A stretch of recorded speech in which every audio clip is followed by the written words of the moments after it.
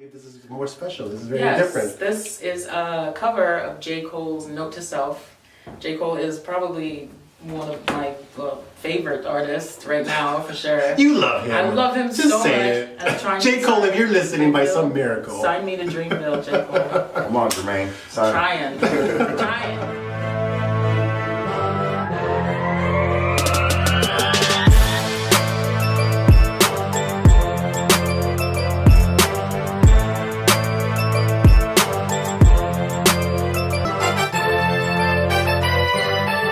What's up, people? You know what it is. Homegrown-Podcast coming to you live. Jamaria McLean. And Raphael Anthony. We have an awesome guest star today. He's a musical guest. Her name is Lauren Wakefield. Thank you so much for joining. Yes, her. What did I say? He was going. Of course, it's to her. It's beautiful, Lauren Wakefield. Yes, thank you for joining us today. Thank you for having me. Yeah, so Lauren Wakefield is known in the community here in Long Beach. She has performed in other cities, but I got a chance to hear her show on Ashley's here on 4th Street. Ashley's Bar? Where's that at? Ashley's Bar, huh? I heard of that. I heard of that spot. Me too. By Walnut, I think it's... So what's so awesome about that area is that it had other artists, but I heard her and I had to get her information and get the chance to get her on the show and perform for us as well. So you guys get a treat.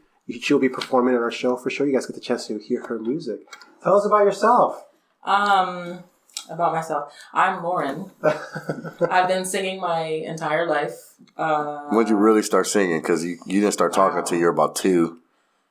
So, since you're a little when girl. My mother figured out that I could sing, I was 4, and I was at a ballet recital, and at the end of the recital, they put each class in a group with one microphone, and I decided to grab the microphone when they sang, I think it was a Whitney Houston song, and my mom was like, oh shit, she could sing. Did you remember, audience. Did you remember what Whitney Houston song it was? I don't. You know what would have been dope if it was, I believe the children are the future. That would be a good one. So when did you feel that music was it for you? Like, was it in high school? I can't even remember how far it was before that. Wow. So even in elementary school. Oh, man. When the movie Titanic came out, my mom used to have me sing that fucking Celine Dion song at every party.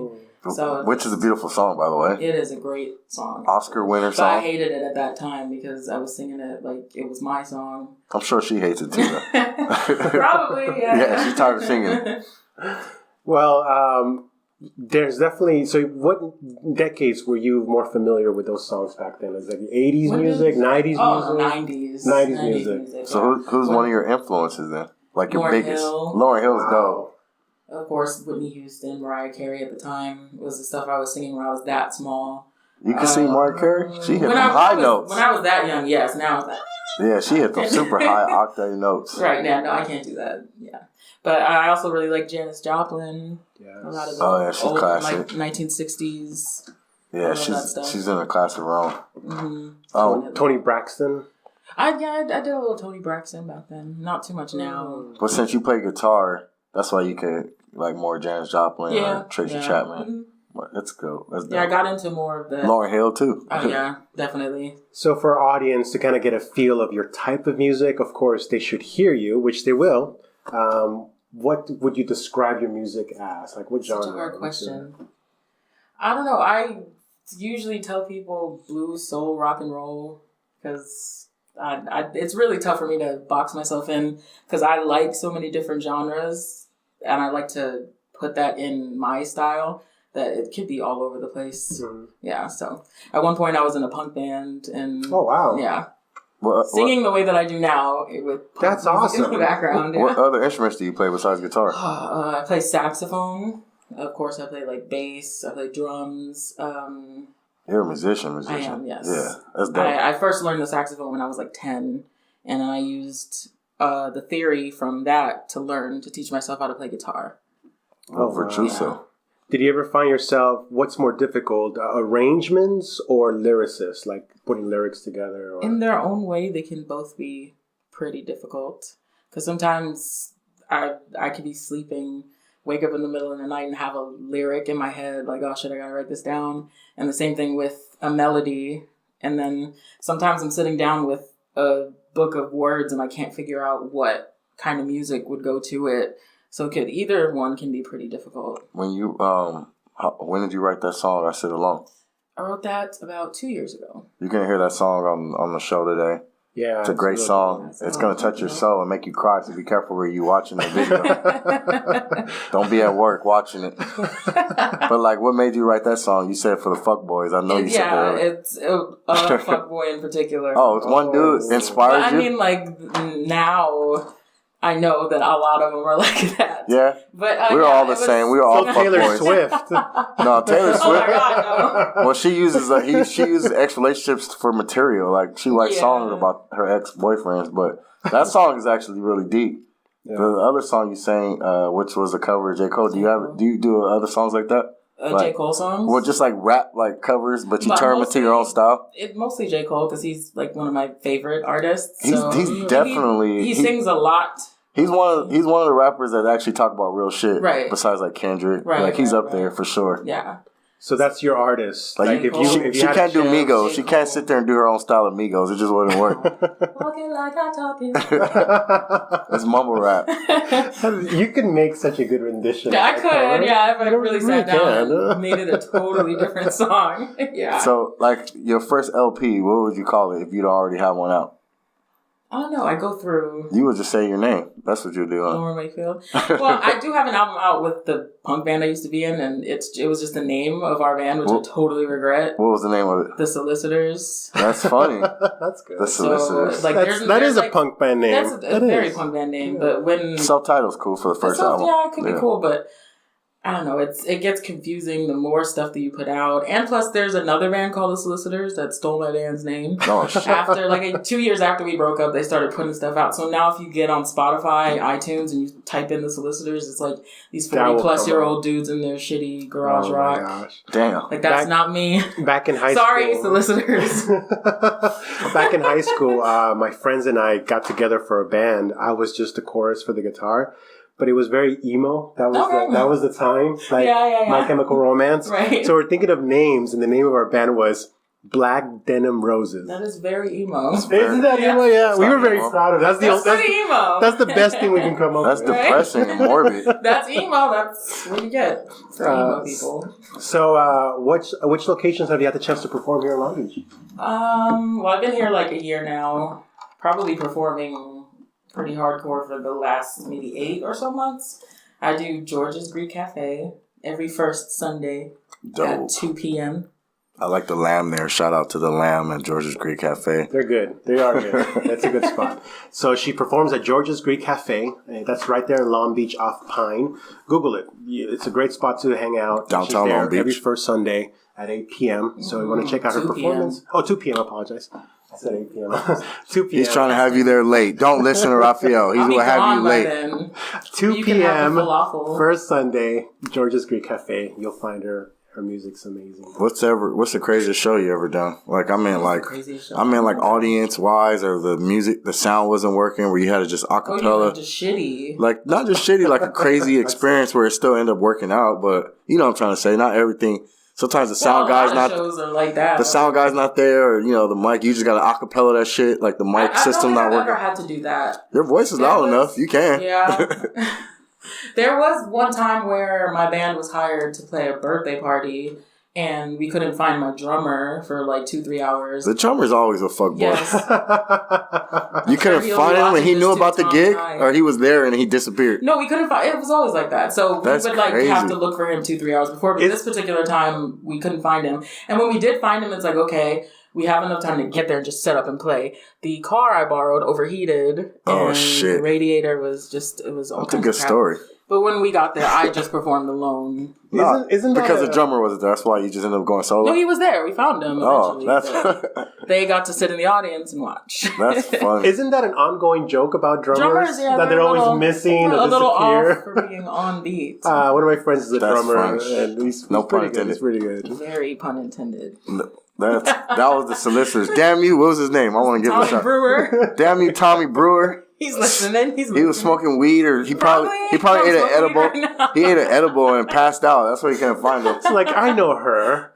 I remember her. I was sat in the audience. Tommy's cool. He was an amazing drummer, so it was worth it to work with someone a little sporadic. Yes, drummers are hard to find. You said you guys did a private party for you solo as your solo gigs. Do you use like different platforms? Like it's one called Gig Salad or Gig Masters. I've heard that those do help a lot. So I haven't used them, but I do.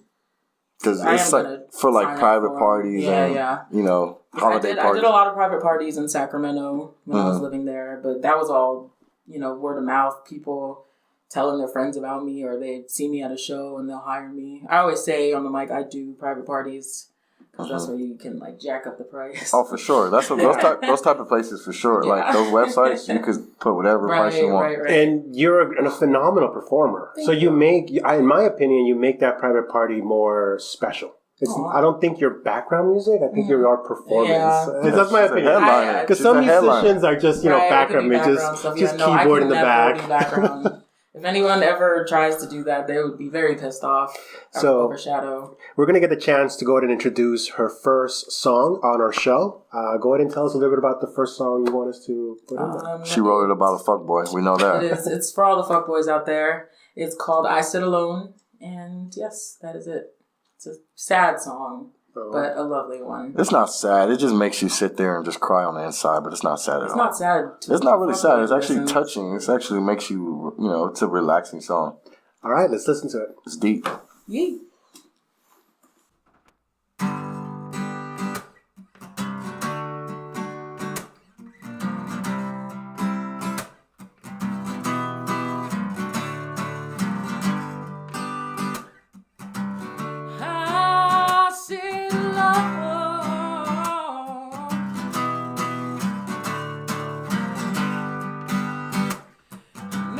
Nobody knows just how good love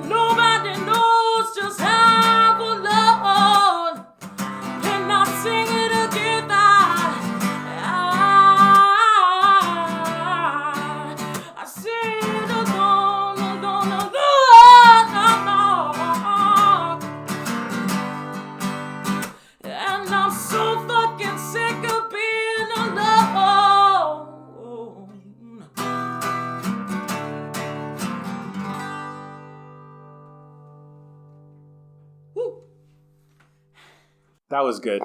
That was really good. I really enjoyed think it. so. That was good. Your vocals are just so powerful. They just really just explode at the right time. It touched my soul. I'm crying on the inside. For people out there who don't have a soul, you gotta listen to that song. It'll come back. It'll find its way to you. It's a good one.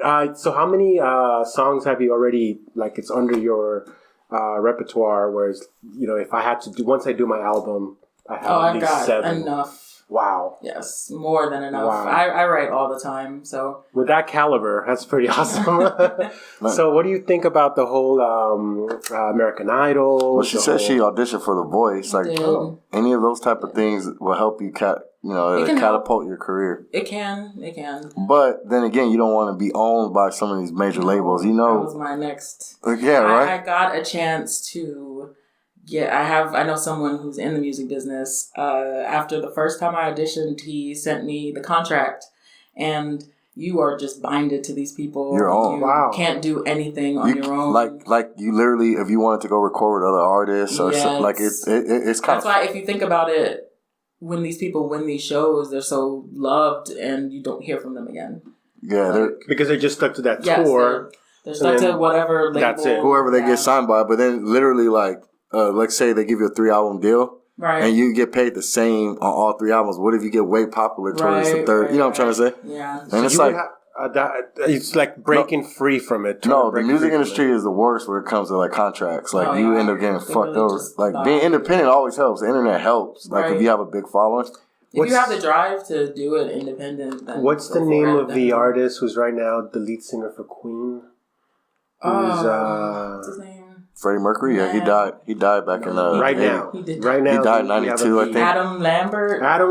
Oh yeah, he did. I forget. Adam Lambert. But he was on American Idol. Yeah, he was on American Idol. That was like early. But he broke. Did he win it? He didn't win American Idol. He didn't win it. Well, there you go. No, I don't think he won it. It's a bunch of people that didn't win. Yeah, that's a good. Jennifer Hudson didn't win that shit, and she's on. Like it's a lot of people. You don't have to win it to get on. Right. You just got to be on. I think the only people you still hear from that won it is like the first few seasons. Like Kelly Clarkson. And not even Ruben Studdard. He won it. You don't hear from him no more. He be sweating on stage and Sorry shit. for 2004. What was gonna say? So cheesy. But like the American Idol kind of fizzled out. Now it's The Voice and America's Got Talent. But any of those shows is good publicity, no matter what. Yeah, definitely. But if you could get on one, what show would you want to get on if you can? It would be The Voice. It'd be The Voice. They change judges every damn year now. Do. And another terrible thing about those shows is that you get a lot of talented artists that go and audition and then they're turned down and they feel like shit and they're down on themselves. Gotta take that rejection, embrace it. You do have to. Like when I got rejected, I'm like, I'm good. I know I'm good, so I'm not gonna stop making music because. And then plus the first audition you go to is people looking at you. It's just the tired. The casting directors. Hours. Yeah. It's not a true. And how many minutes did they give you? 3 minutes? They don't give you time. They give you a verse and a chorus. Damn, not even a whole song? So like you go and you audition with a group of 6 people and like you sit in this room maybe about this size and it's 3 people on one side facing the other 3 people and then they call your name up and you have to stand up. It's like nerve-wracking. They want to make people nervous it's pretty more. Nervous. Well, at least they didn't use you as the reject video file. That's actually still, believe it or not, that's still publicity. Look at the dude, William Hung. Like, he got a career off of that. He still does karaoke. He does. No, he made albums and everything, and it was like the joke was on him. Being shitty though. Yeah, he literally toured and everything, and he got rich and famous off that shit, and that's what's crazy. That's good for him. I do agree with you though. The media. I apologize. Social media has moved entertainment in art, whether it's music, dance, art itself, visual arts, to be more an independent movement where you can make it yourself if you go and seek out the assistance, the collaborations to make it happen for yourself. There's a lot of artists who've made it happen because they're SoundCloud stars. Isn't Chance the Rapper still not even signed? Yeah, that's right. Chance he's like the Rapper, the biggest one that's independent. Mac Miller, rest in peace, he was independent. Oh, wow, okay. Yeah, like they weren't signed to major labels at all. But they did it through social media. Social media. If you have the drive to just get up and keep doing it, because you can, like, there are days when I'm just like, what the hell? I'm still doing this, and nothing makes me happier than singing, so. That's what passion is about. Yeah. So you got to keep pushing. You do it People for seem love. to like it, so You're phenomenal. Thank you. I'm so glad you're with us today. We do have another song that she gets a chance to listen to. Tell us more about this one. I believe this is more special. This is very different. This is a cover of J. Cole's Note to Self. J. Cole is probably one of my favorite artists right now, for sure. You love him. I love him Just so say much. it. And I'm trying J. to Cole, sign if you're listening by Dreamville. some miracle. Sign me to Dreamville, J. Cole. Come on, Jermaine. Trying. I'm gonna sing more of your songs till you call me. Yes. I'm gonna do a whole J. Cole cover album. That would be awesome. So here's the next one from Lauren Wakefield. Check it out.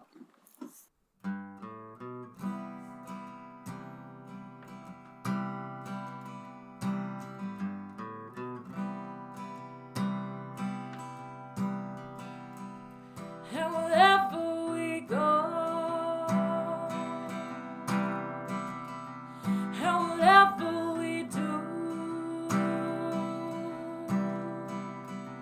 and whatever we see,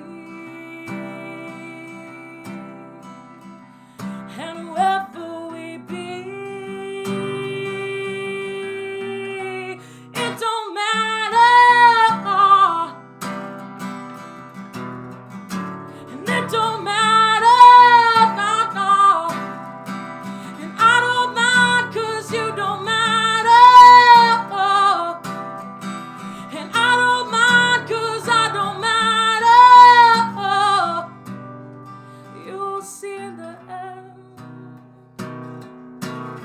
I got a feeling that there's something more. Something that holds us together, something that a stranger's feeling, but I can't be sure. Something that's old is forever, something that's love.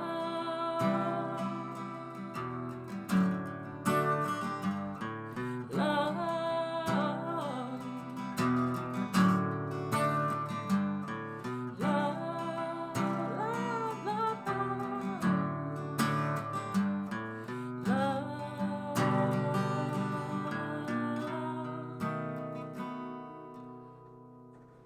And wherever we go, and whatever we do, and whatever we see, and wherever we be, it don't matter, no. And it don't matter, no, no. And I don't mind, 'cause you don't matter, no. And I don't mind, 'cause I don't matter. You'll see in the end.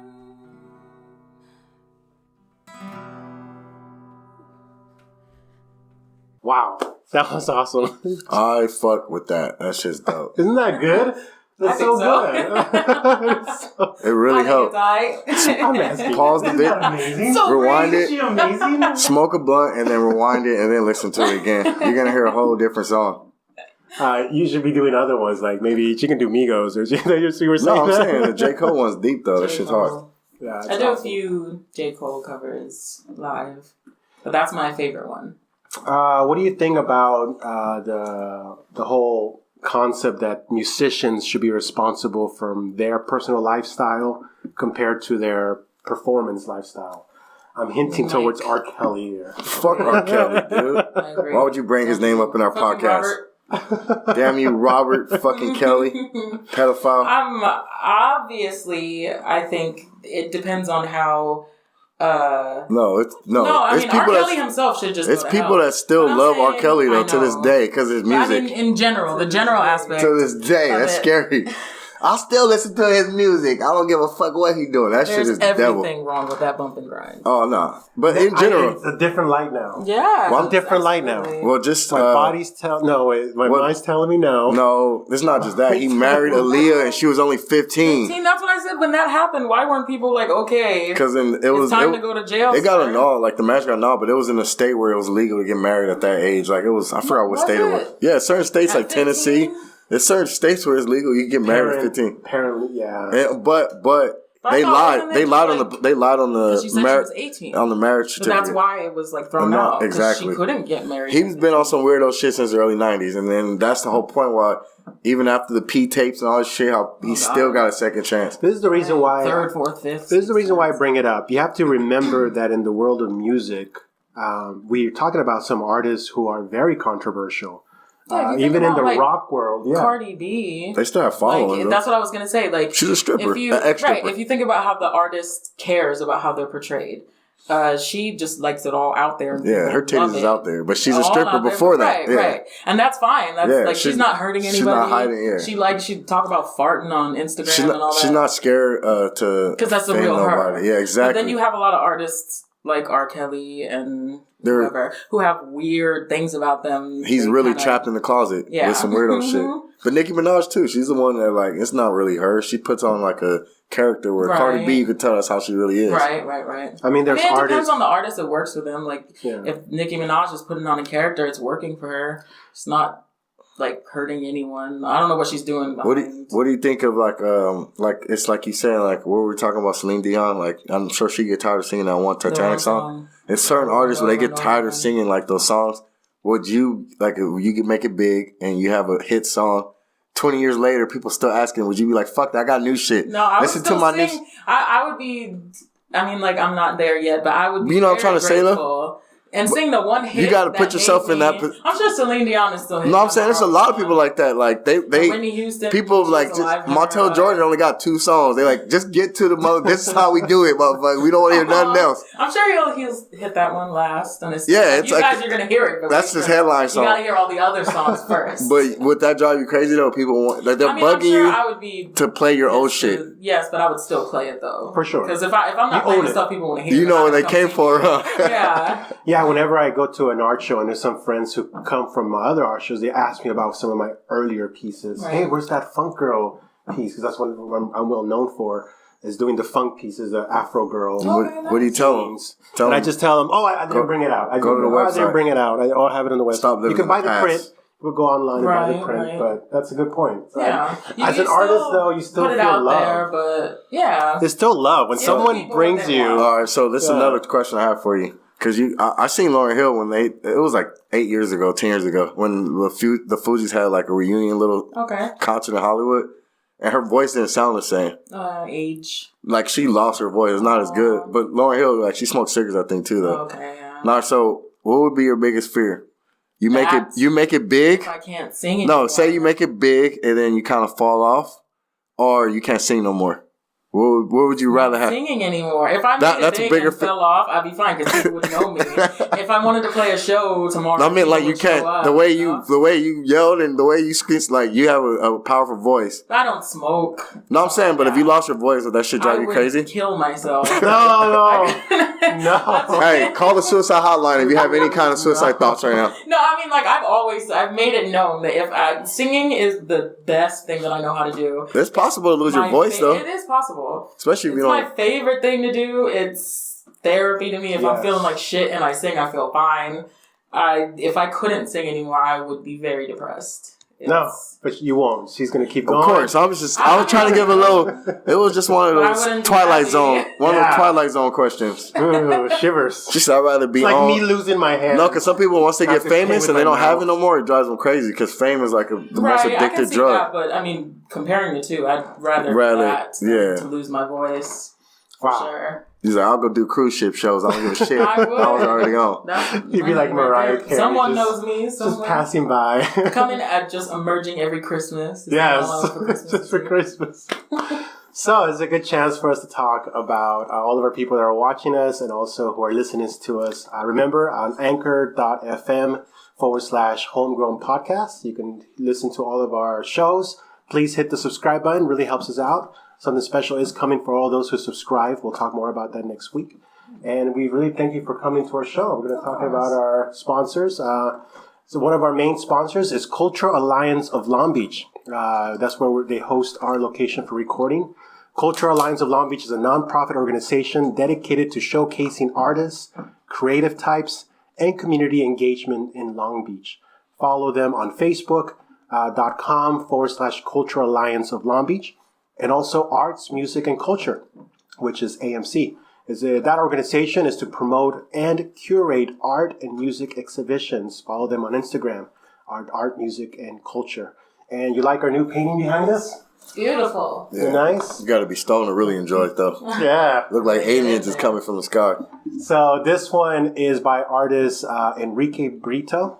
He'll be having a solo exhibit on March the 9th here at the Cultural Alliance of Long Beach. If you want to check out the art show, whenever they have the art walk down here on Pine in Long Beach, just walk up the street and we'll be here. You're blocking. It even has the Blue Line train right there, too. Yeah. It says Long Beach on it. So thank you so much for joining us. We also have some sponsors from our... We're going to doing a show again on January 31st at the Penthouse Lounge in LA. And then also at Bottoms Up Bar this Friday, which is January 18th. Make sure y'all come out, get some treats. We're giving out edibles at the shows. So again, edible food, yes. So again, thank you so much for joining us on our show today, Lauren Wakefield. Thank you so much for joining us today. This thanks is for awesome. having me. Big treat. Thank you. Thank you for the beautiful music. Cheers, everybody.